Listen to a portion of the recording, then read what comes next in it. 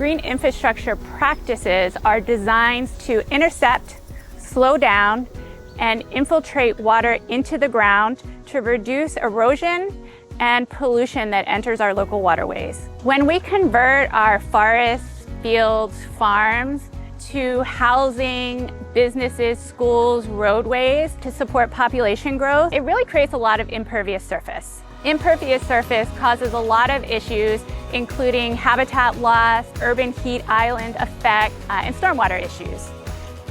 The Alliance is working with residential landowners in specific neighborhoods in Fort Washington, Maryland, to help address those water issues in the community. In this project, we're helping install a myriad of different green infrastructure practices, including rain gardens, rain barrels, conservation landscaping, vegetated swale, as well as some urban tree canopy installations.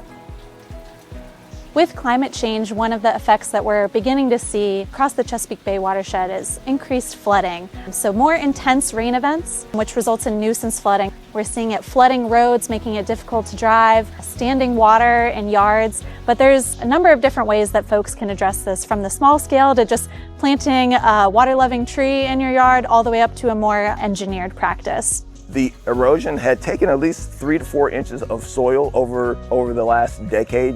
And so with the project, they came in and they addressed that erosion issue, and as well created here in the back a way for that water to be channeled to the rain garden. And so we haven't had any soil loss since the last 2 big rains. It beautifies it, but also it really does help us protect our home. And then as well, it helps us know that we're contributing and protecting the water that moves away from our property and that may have an impact to the Chesapeake.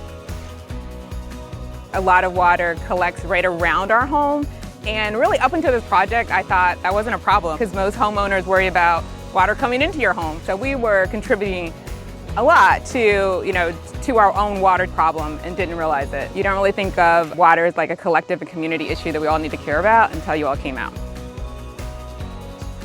Having worked for the Alliance for 25 years, my favorite part has always been the people.